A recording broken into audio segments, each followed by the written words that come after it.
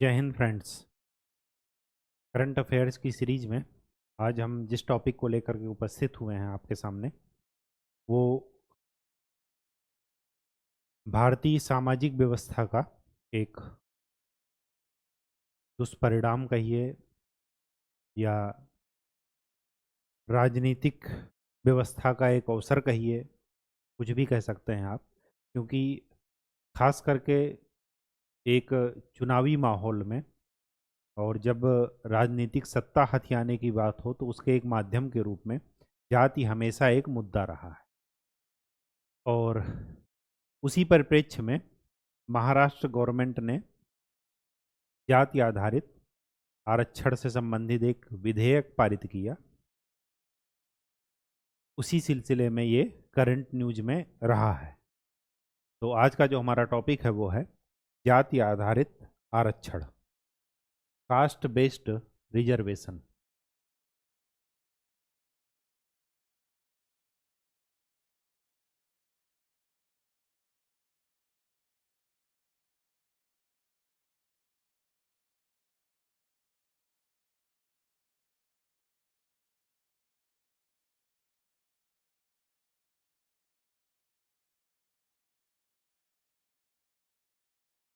Caste based reservation, ठीक।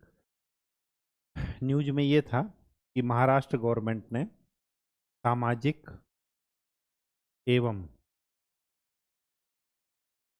शैक्षिक रूप से पिछड़े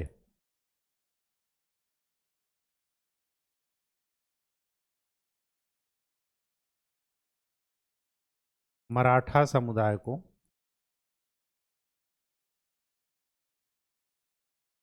10% आरक्षण दिया है, 10% रिजर्वेशन दिया है और उससे संबंधित एक विधेयक भी पारित किया। अब बात ये आती है कि रिजर्वेशन का इतिहास जो सुप्रीम कोर्ट के 3 डिसीजन हैं जो आरक्षण से संबंधित हैं, उन सुप्रीम कोर्ट के मामले या निर्णय के नाम से देख लीजिए, ये बहुत ही फेमस है। इस वजह से इन पर ध्यान देना जरूरी है। पहला मामला है इंदिरा साहनी विवाद।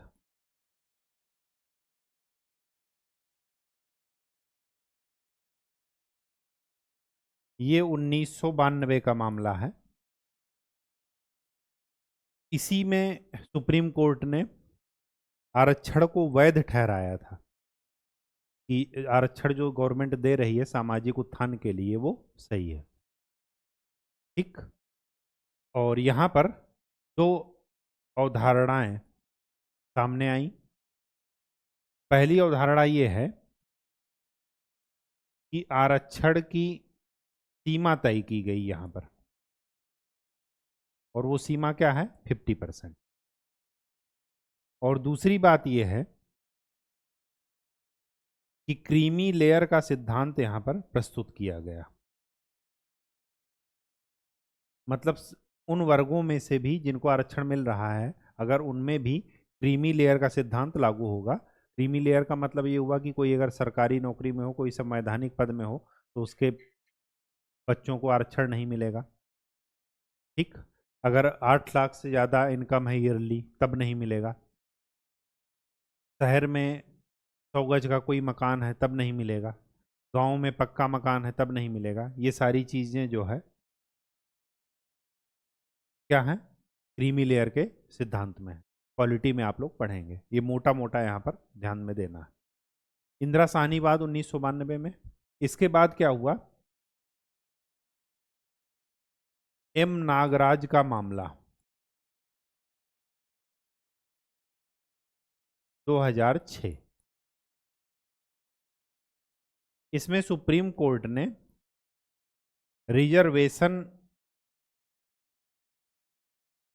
इन प्रमोशन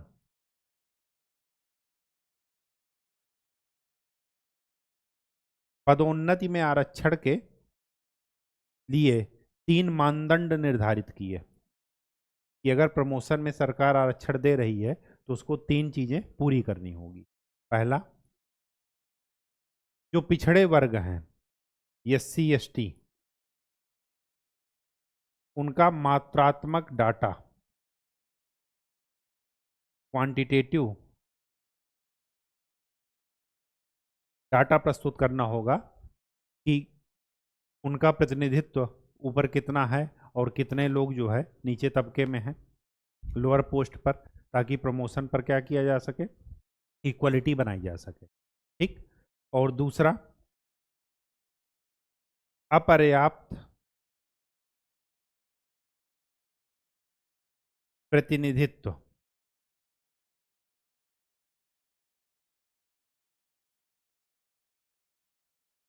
से संबंधित डाटा भी देना पड़ेगा।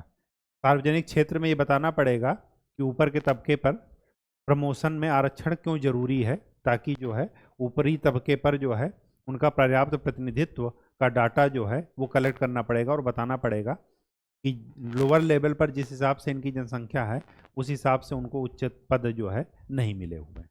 ठीक। तीसरी बात जो इसमें सबसे बड़ी बात थी,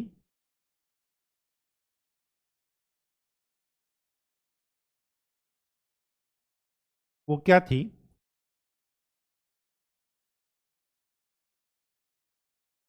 सामाजिक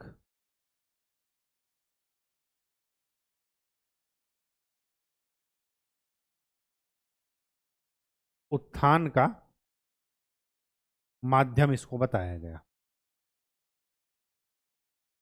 आरक्षण को। ठीक। और इसके तहत एक चीज और बताई गई,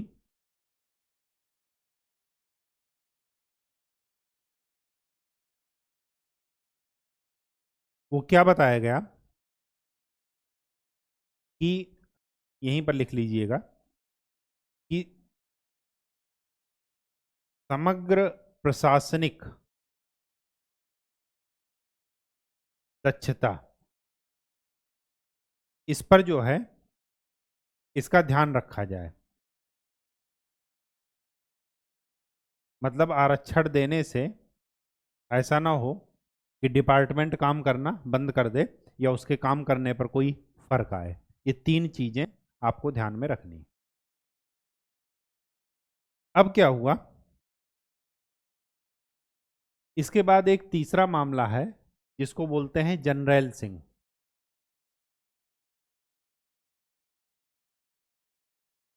ये 2018 में आया और इस मामले में क्या किया, सुप्रीम कोर्ट ने ये वाली क्लास खत्म कर दी। मतलब फर्स्ट पॉइंट, सरकार को मात्रात्मक डाटा, क्वांटिटेटिव डाटा जो है देने की जरूरत नहीं है, अपर्याप्त प्रतिनिधित्व का डाटा दे और प्रशासनिक दक्षता का ध्यान रखे, तब वो रिजर्वेशन में आरक्षण जो है वो प्रमोशन में आरक्षण दे सकते हैं। ठीक। तो ये वाला क्लास, मात्रात्मक डाटा वाला क्लास, जनरल सिंह विवाद में खत्म हो गया। साथ में आपको एक चीज ये भी ध्यान में रखना है कि संविधान का 103वां संविधान संशोधन, जो कि इकोनॉमिकली वीकर सेक्शन से रिलेटेड है, उसको सुप्रीम कोर्ट ने 2022 में वैध माना। ये जो 103वां संविधान संशोधन सरकार ने किया है, आर्थिक रूप से पिछड़े सामान्य वर्गों को 10% आरक्षण दिया है, वो क्या है, सही है पूरी तरीके से। ठीक।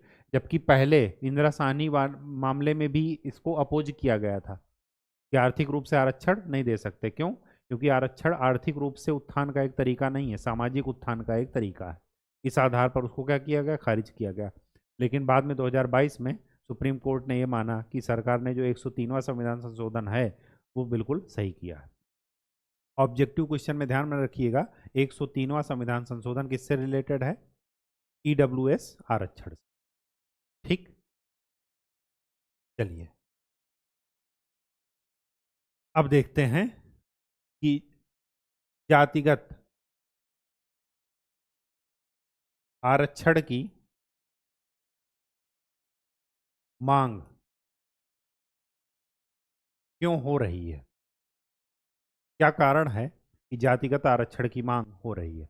और हाल फिलहाल 2-4 साल में आप पिछले समय में, वर्तमान समय में आप नज़र डालेंगे भूतकाल में, तो आप देखेंगे कि हरियाणा में जाट आंदोलन हुआ था, गुजरात में पाटीदार आंदोलन हुआ था, पटेल के वहाँ के लोगों को आरक्षण देने की बात चल रही थी, या वो आरक्षण की मांग कर रहे थे।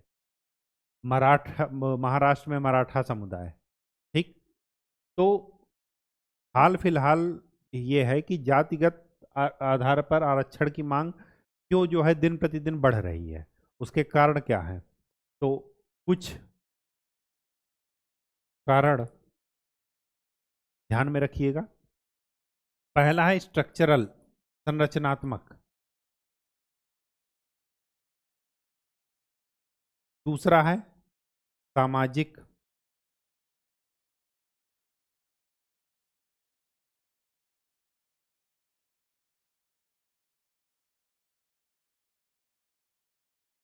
तीसरा है राजनीतिक।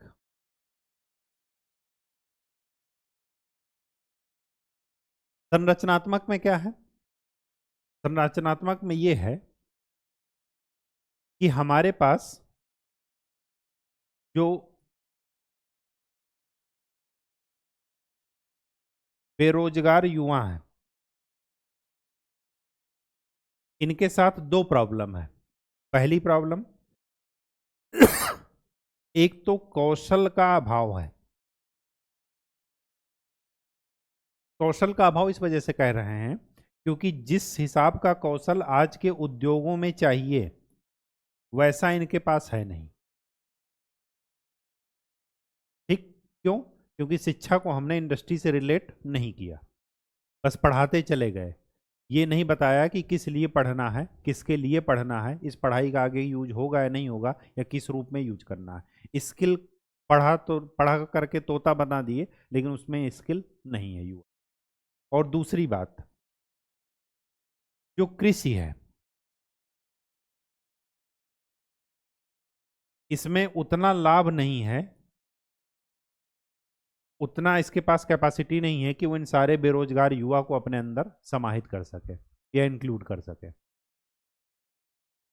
तो इससे अच्छा क्या है कि लोग सरकारी नौकरी की तरफ दौड़ते हैं, क्योंकि उनके मन में ये है कि वहाँ पर कुछ स्पेशल कौशल की ज़रूरत नहीं होती, स्पेशल स्किल की ज़रूरत नहीं होती, विशेष कौशल की ज़रूरत नहीं होती।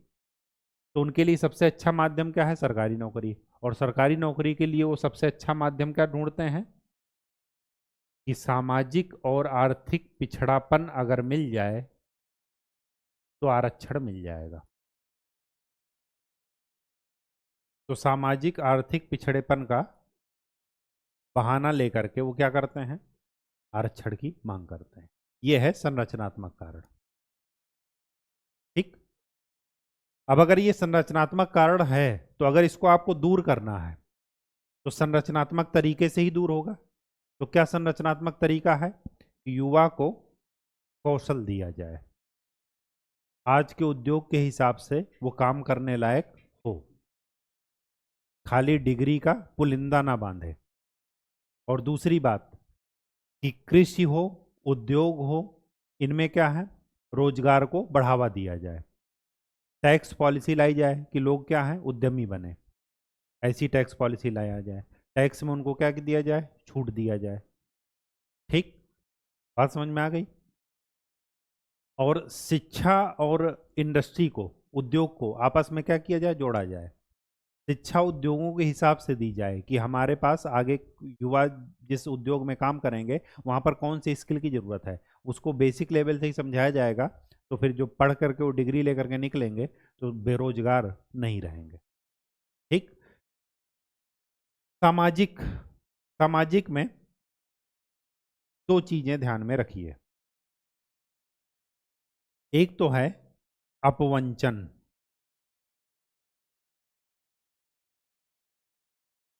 अपवंचन का क्या मतलब है? जैसे कोई जाति है, वो अपने ही जाति के लोगों को देखती है कि वो, कोई लोग हैं वो अपनी जाति के लोगों को देखते हैं कि ये आरक्षण पा करके हमसे आगे निकल गए, जबकि आरक्षण लायक इनका स्टेटस नहीं था। तो वो क्या करेंगे? जब अपने ही लोगों को आगे जाते हुए देखेंगे तो स्वाभाविक सी बात है कि वो आरक्षण की मांग करेंगे। उनमें अपवंचन की भावना आएगी कि हम क्या किए, हम इस आरक्षण की वजह से रह गए, तो हमें भी क्या चाहिए? आरक्षण। तो ये दूसरा तरीका है सामाजिक का, सामाजिक में ही सामाजिक अपवंचन को लेकर के। तीसरी बात जो यहां पर ध्यान में रखनी है आपको, यहीं पर समुदाय के भीतर भिन्नताएं। समुदाय के भीतर भिन्नताएं क्यों कह रहे हैं? देखिए, अगर कोई, सपोज मराठा ही है, अभी मराठा का एग्जांपल ले रहे हैं, तो जब आप पूरे महाराष्ट्र के मैप को देखेंगे तो जो पश्चिमी है, पश्चिमी किनारे पर जो मराठी लोग रहते हैं उनकी स्थिति ज़्यादा सही है, और जो पूर्वी किनारे पर हैं नागपुर की तरफ, उनकी स्थिति क्या है? आर्थिक रूप से कमजोर है। हैं वो दोनों मराठे ही। अब वो क्या कह रहे हैं कि पश्चिमी के उसमें जो है हमारा क्या है, पश्चिमी मराठा जो समुदाय है उसके कंपैरिजन में पूर्वी मराठा समुदाय, जिसे आप विदर्भ कहते हैं, विदर्भ वाला क्षेत्र, उसमें क्या है,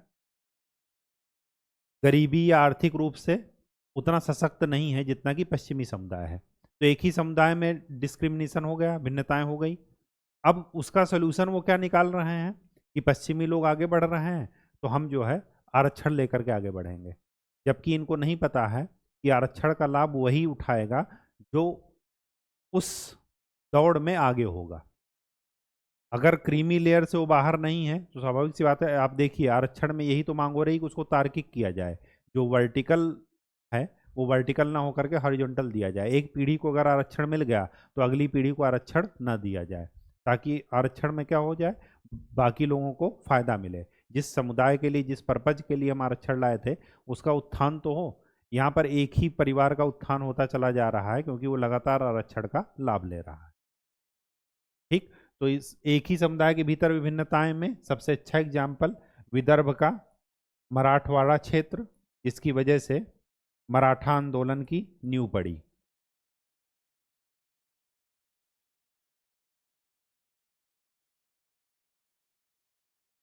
ठीक, राजनीतिक में आपने देखा कि ये वोट बैंक हैं जाति के आधार पर, तो राजनीतिक लामबंदी होती है। इसके एग्जाम्पल देख लीजिए, गुजरात का पाटीदार समूह जो है,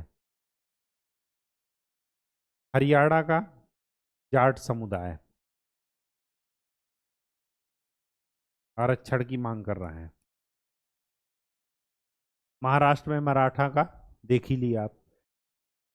नेता का नाम मुझे ध्यान नहीं आ रहा, वो अनशन पर बैठ गए थे, ठीक, अभी हाल फिलहाल। उन नेता का नाम भी अटावले या करके कुछ था, तो एक बार जरा ध्यान में रखिएगा। ठीक, तो ये क्या है, कारण है कि जातिगत आरक्षण की मांग बढ़ क्यों रही है। ठीक, अब सेकंड पॉइंट इसी का देख लेते हैं, वो क्या है, इसका प्रभाव क्या पड़ेगा।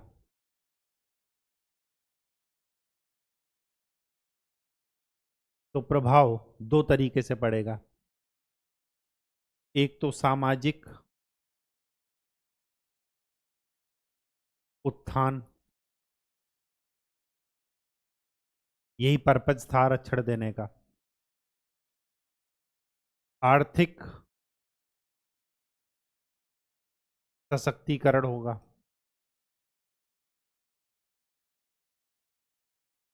ठीक, सामाजिक और आर्थिक सशक्तिकरण होगा।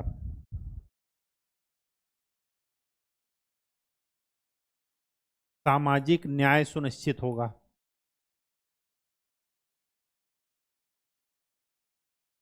हाशिए पर जो लोग चले गए थे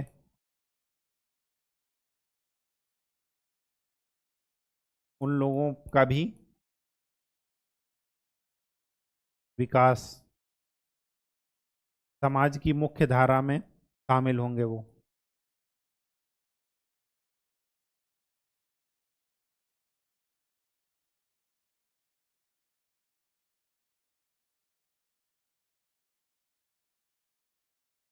मौलिक समानता सुनिश्चित हो सकेगी। ये जो अपवंचन और अपने को हीन भाव से देख रहे हैं वो सब दूर हो जाएगा।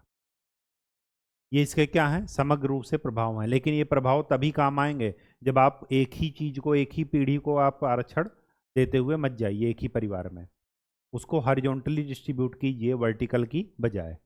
उससे क्या है कि जो पढ़ा लिखा तबका है, थोड़ा बहुत भी पढ़ लिया है, वो क्या कर रहा है, आरक्षण का लगातार लाभ ले रहा है, ठीक, जबकि वो उस श्रेणी में आता नहीं है।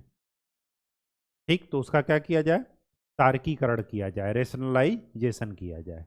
ठीक है, नेक्स्ट हेडिंग,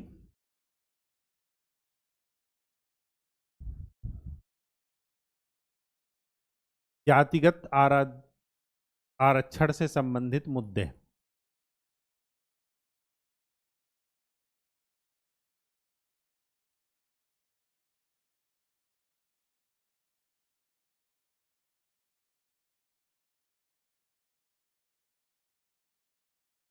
जातिगत आरक्षण देने का सबसे बड़ा जो इशू है वो ये है कि अगर हम जाति व्यवस्था को खत्म करना चाहें तो कभी नहीं खत्म हो सकती। क्यों? क्योंकि जाति के आधार पर ही आरक्षण मिला है।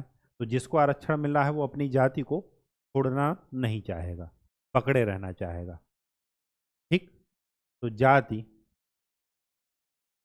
व्यवस्था बनी रहेगी, और बनी ही नहीं रहेगी, उसको एक धीरे धीरे क्या मिल जाएगा, संस्थागत रूप मिल जाएगा।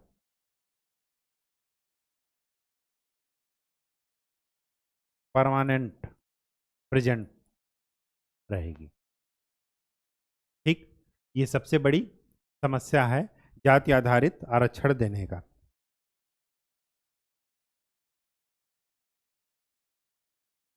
दूसरा क्या इशू है कि वर्टिकल, ऊर्ध्वाधर इसको हिंदी में बोलते हैं, आरक्षण के कारण एक ही समुदाय के भीतर असमानताएं, मैंने आपको बताया कि एक ही पीढ़ी थोड़ा बहुत जो पढ़ लिख गई वही कंटिन्यू उस समुदाय में आरक्षण का लाभ लेती चली जा रही है। तो बाकी उस समुदाय के बाकी लोगों को आरक्षण का लाभ नहीं मिल पा रहा है। तो इसको रेशनलाइज करना है, वर्टिकल के बजाय हॉरिजॉन्टल कीजिए। अगर एक पीढ़ी में मिल गया तो तीसरी पीढ़ी में दीजिए, दूसरी पीढ़ी में आरक्षण मत दीजिए। ठीक, ये सबसे बड़ी समस्या है। तीसरी बात कि जाति आधारित आरक्षण की मांग लगातार बढ़ रही है।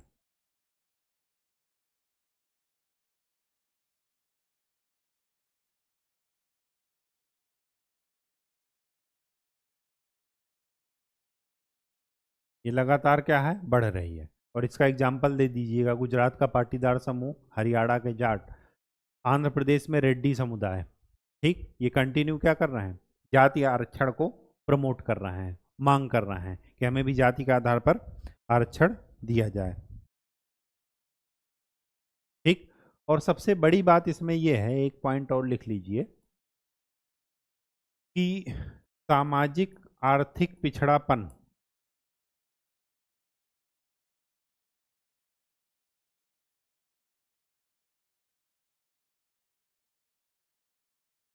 जाति आधारित है ये कोई जरूरी नहीं है। जाति आधारित हो यह जरूरी नहीं है। अगर जाति के बेसिस पर है, सदियों से उनके साथ अत्याचार हुआ जा रहा है, तब तो ठीक है।